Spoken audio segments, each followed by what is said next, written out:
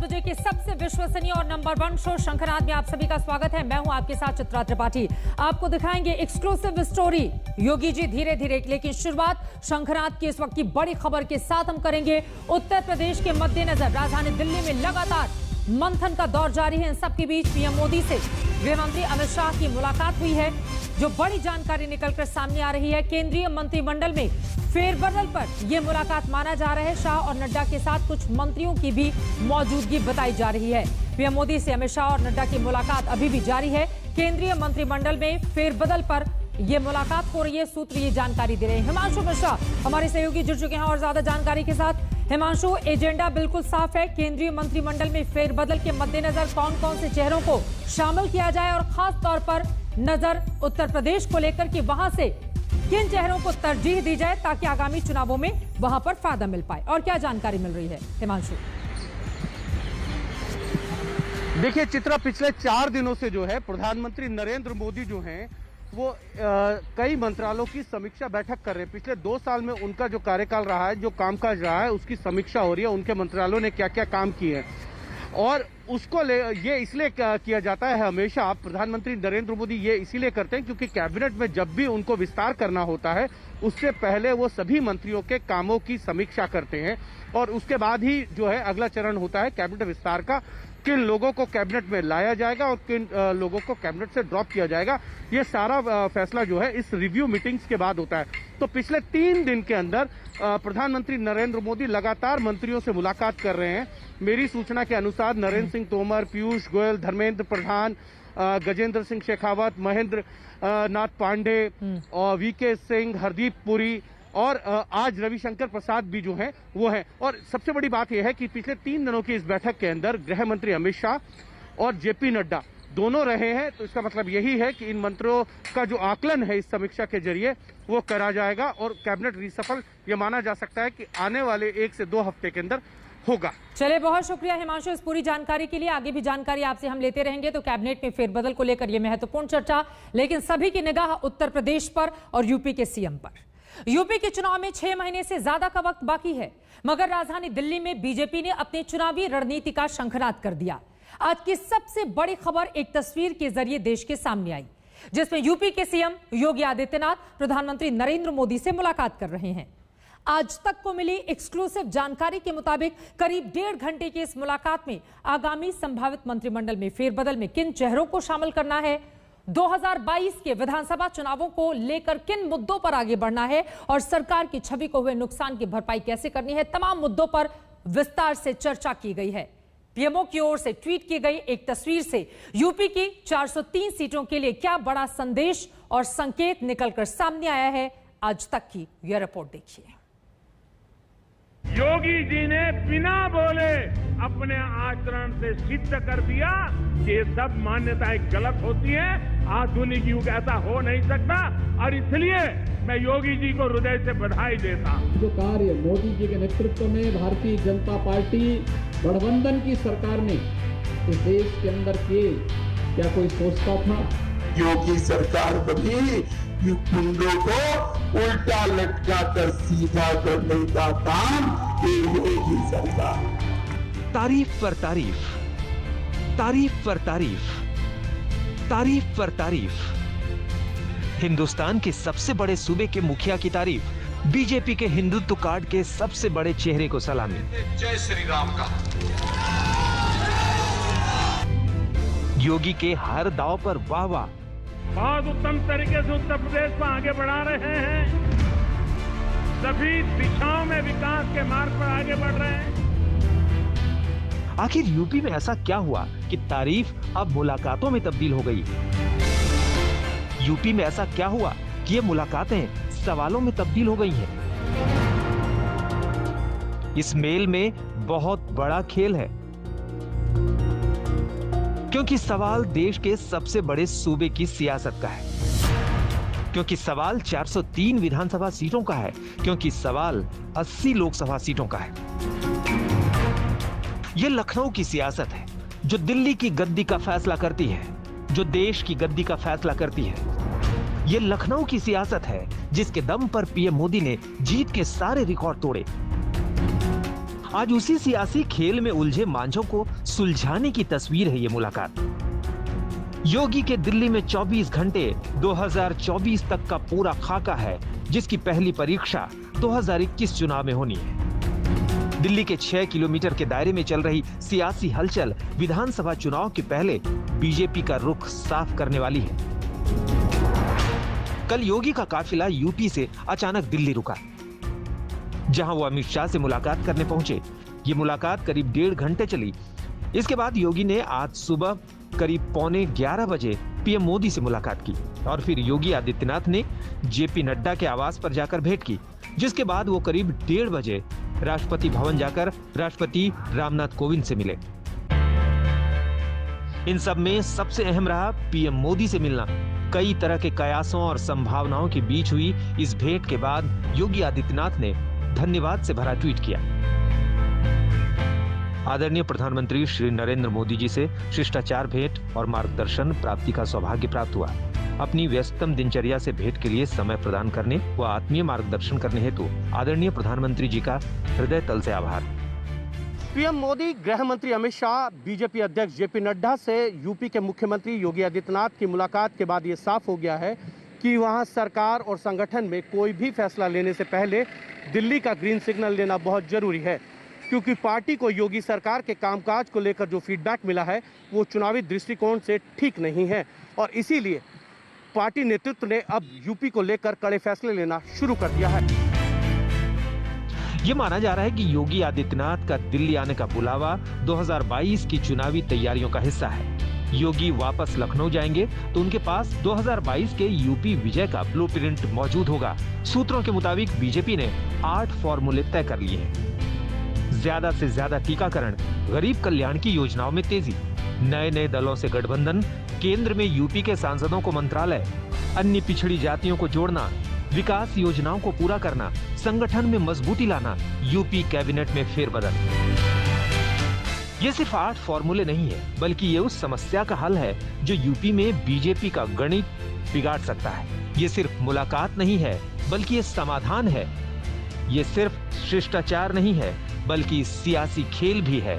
मुस्कुराइए, ये लखनऊ की सियासत है। दिल्ली से हिमांशु मिश्रा के साथ कुमार अभिषेक, लखनऊ आज तक। लेकिन लखनऊ की सियासत पर राजधानी दिल्ली से नजर बनी हुई है। दिल्ली में सज रहा बीजेपी का दरबार अपने आप में कई फॉर्मूला छिपाए हुए है, जो इशारा करता है कि यूपी में कुछ बड़ा होने वाला है। आखिर क्या है पूरा खेल और दिल्ली में सजे दरबार की क्या है इनसाइड स्टोरी, जरा उसको समझते हैं।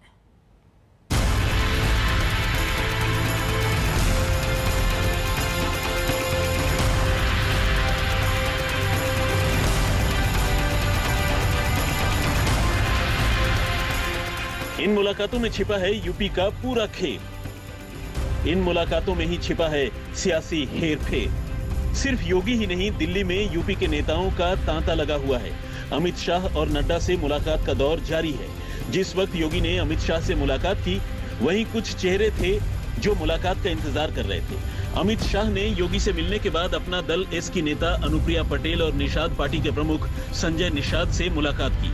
वहीं सुहेल देव भारतीय समाज पार्टी के अध्यक्ष ओपी राजभर के लिए गठबंधन में वापसी के दरवाजे खोल दिए गए। वहीं जितिन प्रसाद भी दिल्ली के दौरे पर नजर आए। अब इस मुलाकात के पूरे खेल को समझिए। 2017 के चुनाव में बीजेपी ने मोदी के चेहरे पर यूपी में चुनाव लड़ा और प्रचंड बहुमत हासिल किया। इसके बाद योगी आदित्यनाथ को काफी खींचतान और मंथन के बाद यूपी के सिंहासन पर बैठाया गया। लेकिन इस दौरान अमित शाह का वो फॉर्मूला कमजोर हुआ जिसकी वजह से बीजेपी ने ये प्रचंड बहुमत हासिल किया था। पिछले करीब 4 सालों में कहीं न कहीं योगी राज में सरकार पर ब्राह्मण विरोधी होने का संदेश बाहर आया। वहीं इस बीच कहीं न कहीं ओबीसी समर्थक दलों की भी बीजेपी से खटास सामने आई। ब्राह्मण वोट बैंक का भरोसा जीतने के लिए बीजेपी ने जहां जितिन प्रसाद को पार्टी में शामिल कर बड़ा दांव खेला है, वहीं दूसरी ओर अमित शाह अनुप्रिया पटेल, निषाद पार्टी और राजभर की नाराजगी भी दूर करना चाहते हैं, क्योंकि बीजेपी की जीत में ब्राह्मण वोट बैंक के अलावा ओबीसी ने एक अहम योगदान दिया था। मोदी के सत्ता में आने से पहले अमित शाह को यूपी का कार्यभार सौंपा गया था, जिसके बाद अमित शाह ने ओबीसी और सवर्ण वोट बैंक का ये फॉर्मूला तैयार किया, जो पिछले 2 लोकसभा और 2017 विधानसभा चुनाव में जबरदस्त हिट रहा। ऐसे में ओबीसी नेताओं की नाराजगी ने पार्टी की टेंशन बढ़ा दी थी। अब उस फॉर्मूले को मजबूत करने पर काम तेज हो गया है। सूत्रों की माने तो बीजेपी ने अनुप्रिया पटेल को केंद्र में मंत्री बनाने का भरोसा दिया है। वहीं यूपी सरकार में भी अपना दल पार्टी के 2 मंत्रियों को जगह मिल सकती है। इसके अलावा जितिन प्रसाद को भी मंत्री बनाया जा सकता है। वहीं राजभर को भी मनाने की कोशिशें जारी हैं। 2019 के लोकसभा चुनाव में मतदान खत्म होने के अगले ही दिन मुख्यमंत्री योगी आदित्यनाथ ने ओम प्रकाश राजभर को कैबिनेट से बाहर का रास्ता दिखा दिया था। ये जरूर है कि पिछले कुछ वक्त से उत्तर प्रदेश में कई सवाल उठे हैं, लेकिन प्रधानमंत्री मोदी और योगी की इस मीटिंग के बाद एक बात और तय दिखाई दे रही है कि आने वाले चुनाव में योगी और मोदी की जोड़ी भी एक बार फिर चुनाव में भी दिखाई देगी। और कहीं ना कहीं ओबीसी वोट बैंक अगर एक मुश्त तौर पर बीजेपी के साथ रहता है तो बीजेपी के लिए राह आसान हो सकती है। राजभर सत्ता में आने के 1 साल के बाद से ही ओबीसी समुदाय के मुद्दों को लेकर मुख्यमंत्री योगी आदित्यनाथ के खिलाफ तल्ख बयान दे रहे थे और लगातार बीजेपी के खिलाफ हमले बोल रहे थे, जिसके चलते उनकी कैबिनेट से छुट्टी कर दी गई। हालांकि राजभर के रुख से लग रहा है कि वो इतनी आसानी से मानने को तैयार नहीं। हम सब लोगों ने मिलकर के बीजेपी की सरकार 17 में बनाई। हम लोगों के सहारे 19 में भी यूपी में उन्होंने चुनाव जीता। जब पिछड़ों के अधिकार की बात आती है तो हनन होता है। 69,000 शिक्षक भर्ती में 5,844 पद योगी जी ने पिछड़ों का लूट लिया। क्या अनुप्रिया जी सदन में इस बात को योगी अमित शाह और मोदी से सवाल करेंगी? क्या यहाँ आशीष जी सदन में इस बात को रखेंगे? उनके 9 विधायक हैं, क्या सदन में बोलने की हिम्मत है? वहीं विरोधी खेमे ने भी बीजेपी पर सवाल खड़े किए हैं, जिन्हें अब पार्टी टूटती नजर आ रही है। असल में अब ये देखने को मिल रहा है कि यहाँ पे 2 बीजेपी हो गई है। एक है उत्तर प्रदेश की बीजेपी, दूसरी है केंद्र की बीजेपी। दोनों की बीजेपी की जो खाई थी उसमें ये साफ जाहिर होगा कि इकबाल केंद्र की बीजेपी का कायम है। जिस तरह से अगर आप देखोगे दोनों नेताओं की बॉडी लैंग्वेज देख लोगे तो आपको पता चल जाएगा कि इकबाल किसका है।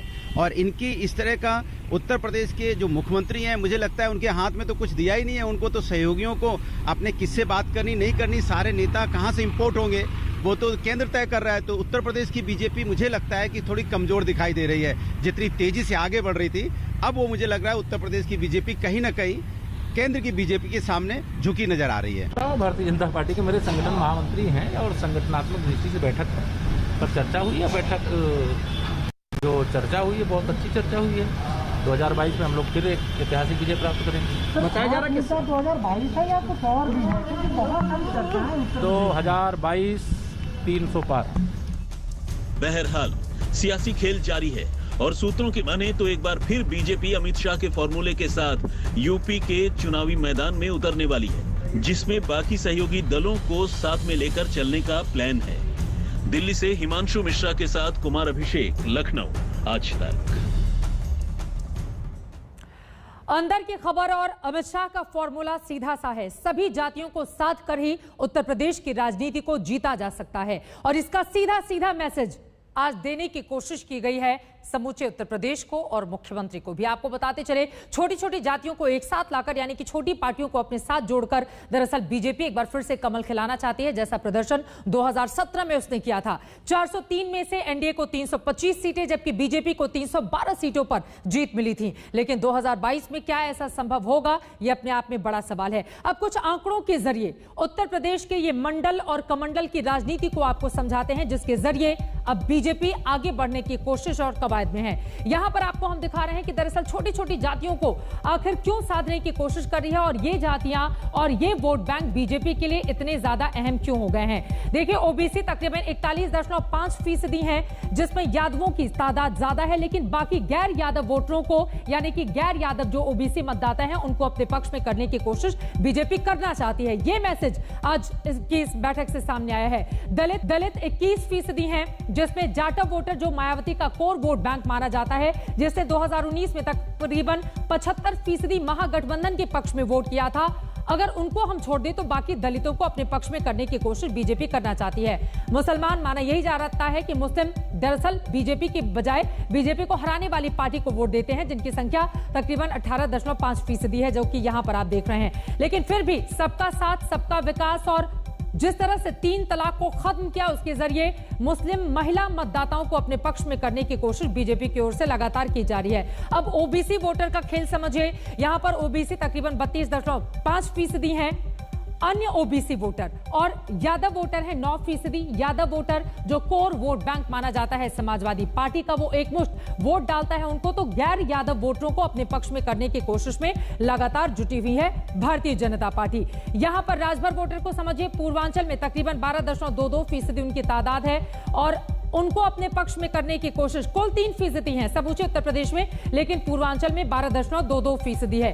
इसी वजह से ओम प्रकाश राजभर को लेकर भी आना चाहती है बीजेपी, लेकिन 2019 में अपने कुछ मतभेदों के कारण उन्होंने खुद को अलग कर लिया था और यह कह दिया कि बीजेपी दरअसल डूबता हुआ जहाज है। तो क्या राजभर वोटरों को अपने पक्ष में कर पाएगी भारतीय जनता पार्टी? ये बड़ा सवाल है। लेकिन इन सब के बीच आपको बताते चले कि दरअसल अनुप्रिया पटेल की पार्टी जो कुर्मी वोटरों पर अपना प्रभाव जमाए रखती है, उसको अपने पक्ष में करने के लिए अनुप्रिया पटेल को मनाया जा रहा है। और यहां पर ओबीसी वोट बैंक का कुल खेल आपको समझाते हैं। ओबीसी वोट बैंक 2014 लोकसभा चुनावों में किसने किसको वोट दिया था उसको समझिए। यादव 27%,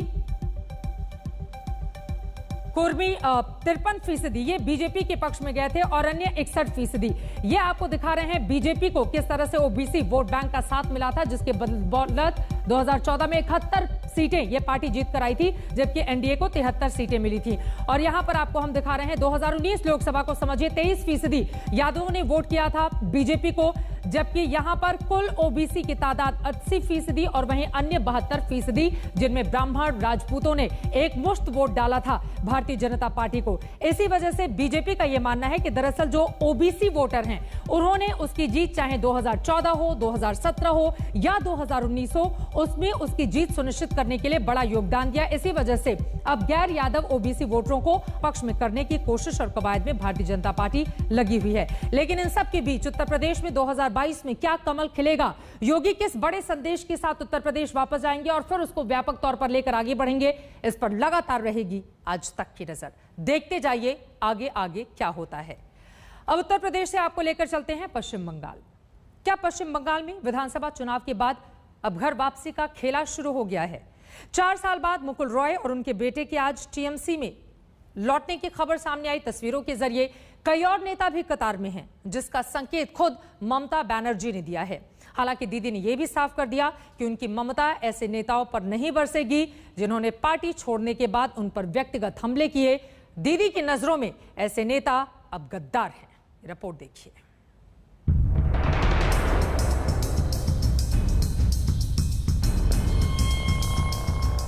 ये 2 तस्वीरें पश्चिम बंगाल में बदल रही राजनीति की पूरी कहानी बता रही हैं। पहली तस्वीर 4 साल पुरानी है, जब ममता बनर्जी का साथ छोड़कर मुकुल रॉय बीजेपी के खेमे में पहुंच गए थे। और अब विधानसभा में दीदी की बड़ी विक्ट्री के बाद मुकुल रॉय ने फिर पुराने घर में ही वापसी कर ली। यानी चुनाव के बाद पश्चिम बंगाल का सियासी चक्र फिर से बदल रहा है और ममता बनर्जी खुद कह रही हैं कि बीजेपी में गए कई नेता टीएमसी में वापसी को तैयार बैठे हैं। More people will come. More member of parliament, ma'am, member of parliament. I do not know.